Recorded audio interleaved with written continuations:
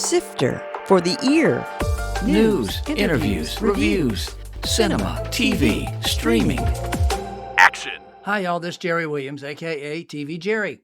Exposure New West is a cinematic event at VCU's Institute for Contemporary Art. Brandon Shillingford, the founder of Exposure Cinema, has curated a film series for Black History Month. It'll look at how 4 black filmmakers rework and reckon with the American West in their narratives.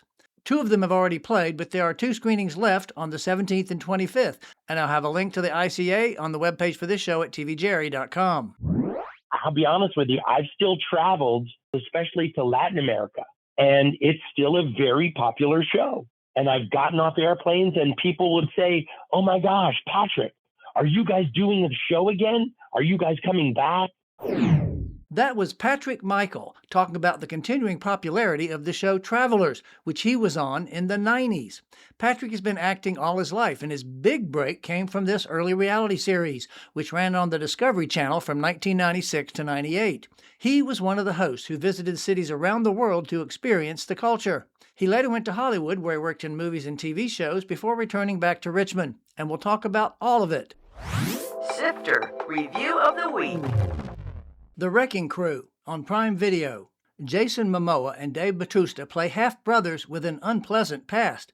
After their father dies mysteriously, they begrudgingly come together to uncover the truth. They also fight a lot with others and each other. This is an action comedy that works for 2 reasons: the chemistry of that duo and the incredible action sequences.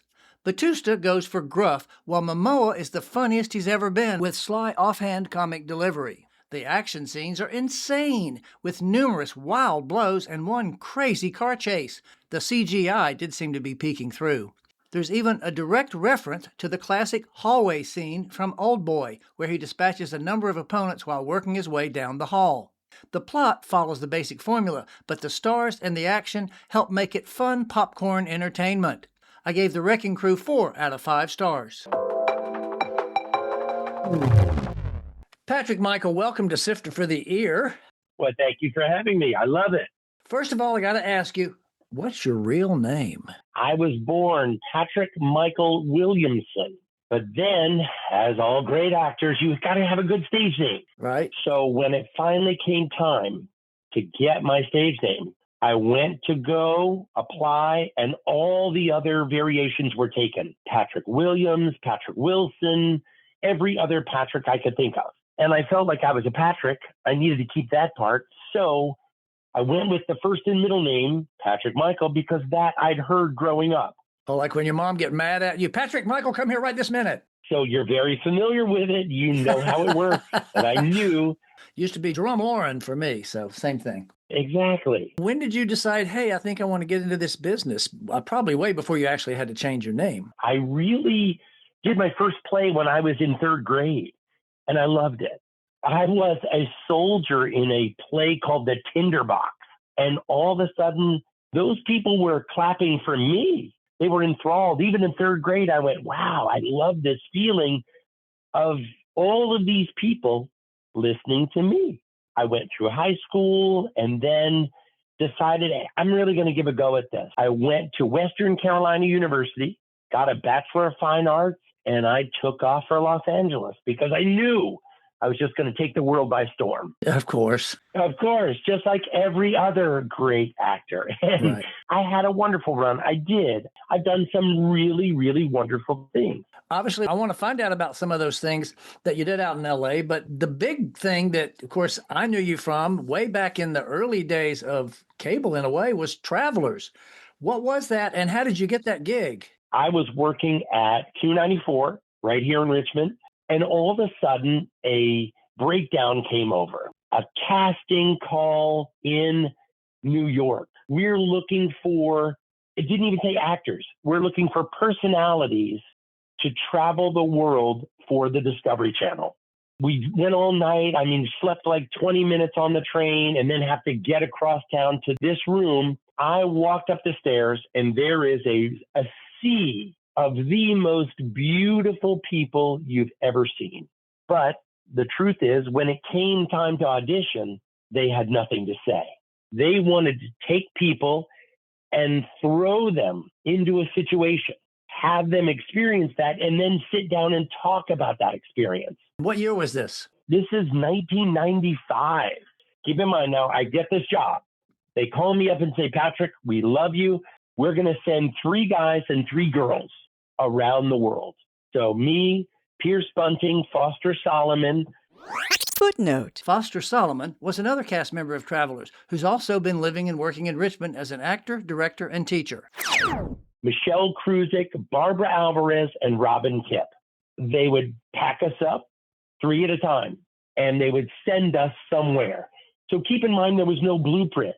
It sounds crazy now, but this was 1995. This was well before any of the reality TV that you know and love.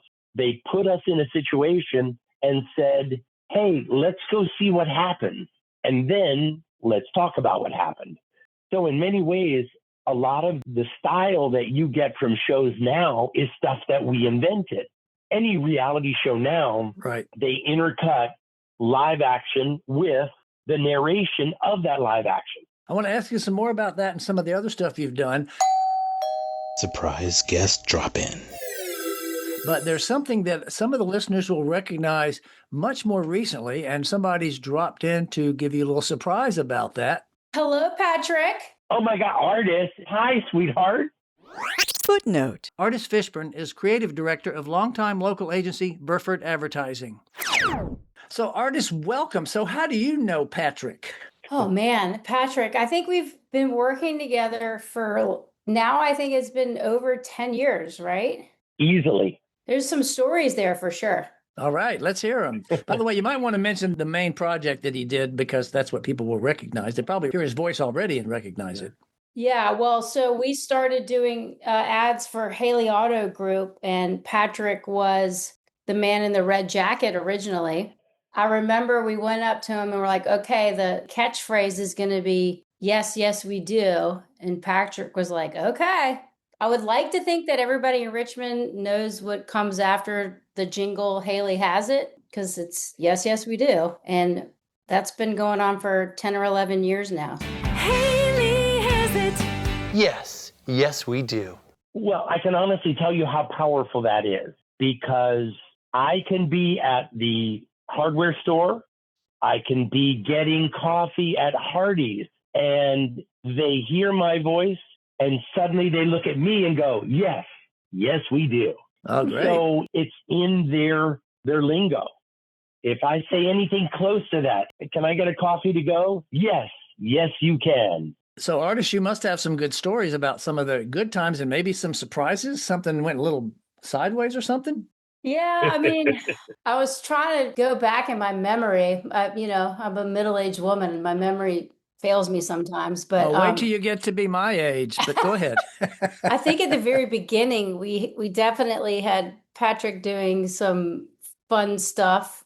I know we had him standing in the middle of the James River delivering lines. Uh-huh. He had to ride a bike past the Carillon with Miguel, who was the sidekick, on the handlebars wearing a sandwich board, holding a microphone and delivering lines. We almost died that day. If I remember correctly, Patrick, we also made you become a male figure skater, and we made you slam dunk a basketball. As well. Yeah, we made you slam dunk a basketball too. So, And he was always a good sport about it. oh, that's the best thing. He'll do anything. You just tell him, and he's like, all right. And he nails it every time. And he's so fun to work with. I love it. Oh, thank you. What was it like getting started? Yeah, so when we first got the account, we just basically pitched it to the president. We were like, we want to do a Sing It to Win It campaign where people sing the jingle and they can win a new car. That was the original concept. And from that, it developed into Patrick being the Haley guy with the red coat. It was super duper successful right off the bat. They couldn't have been happier. People were talking about it. Patrick delivered that probably as good or better than how I had it in my head. Well, Artis, I want to thank you so much for dropping in. I want you to please give my love to your parents, to Doug and Nancy, and thank you for dropping in. Any final words for Patrick before we let you go? Patrick, I love you. I think you're hilarious, and I appreciate everything you do for us, and I hope that the feeling is mutual. It absolutely is. Don't tell your husband this, but you know I have a terrible crush on you. Of Well, course, I've told he's everybody right in now. the other room, but Now he knows. yeah. All right. Thanks so much, Artis. Thank you. Bye-bye. Thank Bye. you. Let's go back to Travelers. Now, this was back in 95, so there were some other challenges just from technology or lack of technology, right? In a way, it was a much simpler time, but it was harder to work. People can't really imagine now a world without cell phones, without the internet, without that connectivity. We didn't have a GPS. You had to get printed directions in a foreign country from someone over a regular phone. But again, remember, that was part of the show. Right. We would land in a place and we would suddenly have an adventure. Some of it was planned, but some of it was simply, well, we're here. We're in Alaska, and those guys have cut a hole in the ice and they're fishing. Let's go do it with them. Now, keep in mind, I had flown to Alaska from the Bahamas, so I had to go get some clothing, but that was, again, part of the adventure. And what they wanted to show was if a regular guy showed up in Fairbanks, Alaska, what could he do? Imagine this. I was on a trip, and it was kind of like being a spy because you would be in an airport and you would get a call, Patrick Michael, please answer the white phone. You'd answer the white phone, and they would send you to a desk, and you would pick up a packet. And in that packet was a plane ticket and a few details about where you're going. Because I would disappear for 7 or 8 or 9 weeks at a time. And you would just go from, imagine this, Vienna to Prague to Cairo to Cape Town to Athens. And I didn't really know what the next week was going to do. I just would get a packet in an airport. Do you by chance have video or photos of some of that amazing stuff? I'm hoping you do. Oh, absolutely. And remember, there are 52 episodes of Travelers out there you could watch at any time. It's still on YouTube. It's on Plex. It's called Travelers on Discovery. And I'll be honest with you, I've still traveled, especially to Latin America. And it's still a very popular show. Wow. And I've gotten off airplanes and people would say, oh my gosh, Patrick, are you guys doing a show again? Are you guys coming back? Let's travel away to some of your other work. What are some of the other interesting projects you've done when you were in LA? I started working extra work, and then you get featured things. So I worked on shows like China Beach. I worked on Tour of Duty. I did 2 years on Beverly Hills 90210. Oh, really? So I was a stand-in and a stunt double on that show. And then when they would need a body, they would go, hey, Patrick, go do that. Because they were turning around so many episodes, 2 crews were working at once and they were working out of order.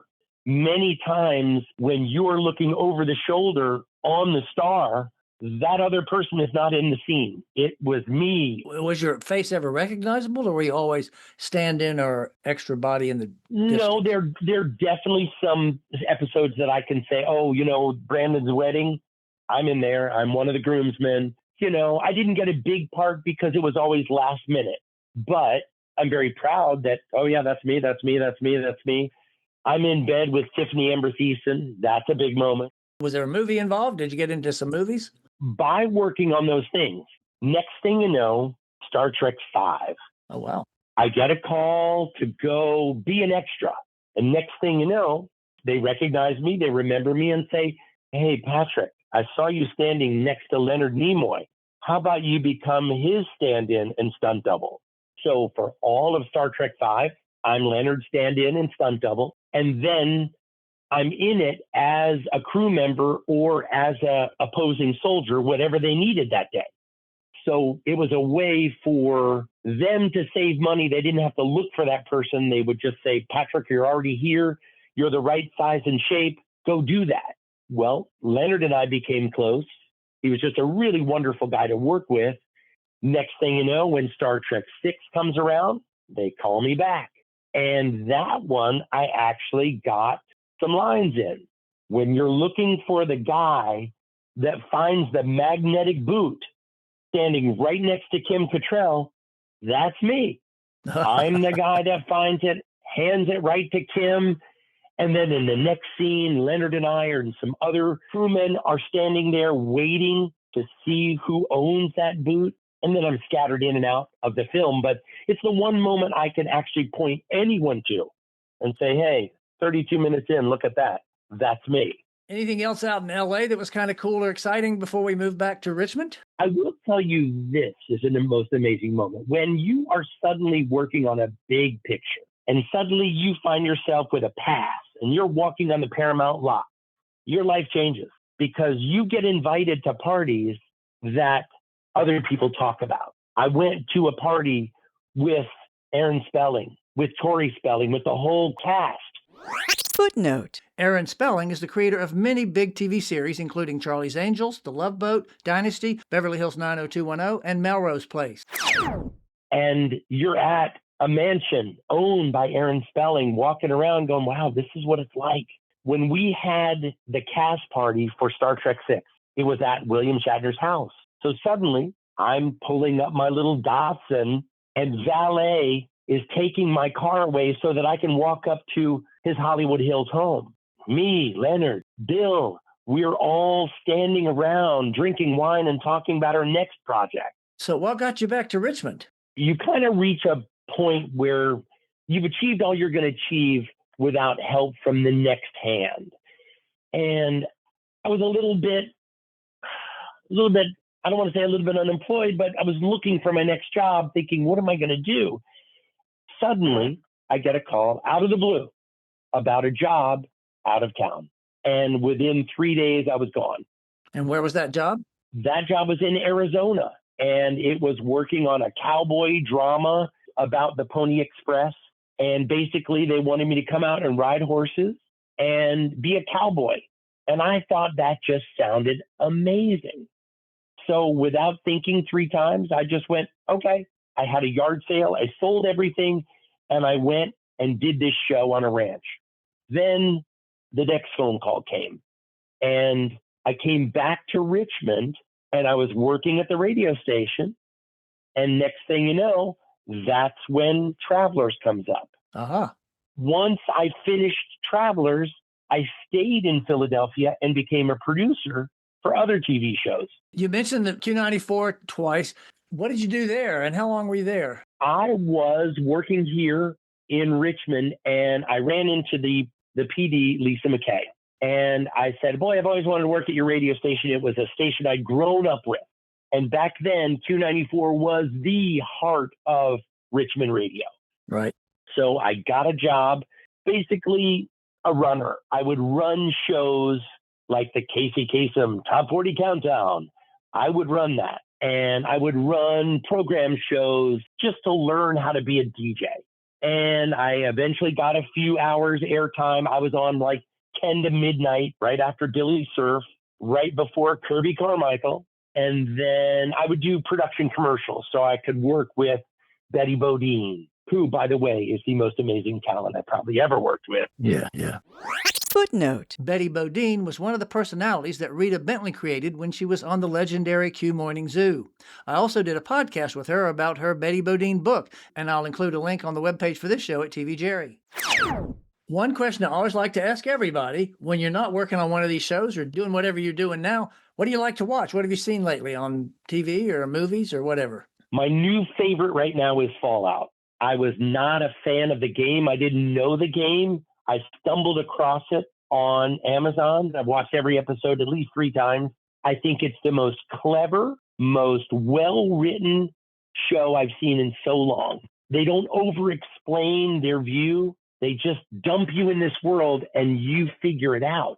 But their attention to detail, their use of the music, their use of how they blend these timelines and these people, it's almost back to Game of Thrones time where you would sit and just wait for the next episode to drop.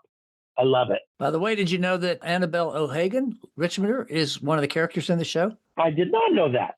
Who is she? She's the woman with the eye patch now, living in the Fallout shelter. She was just in the last episode. She had an eye patch on. No way. Yeah, I haven't been able to get her on the show yet, but I've been trying to get her on because she's a Richmonder. Honestly, you and I could talk for hours, especially about the business part of it. You know, Right.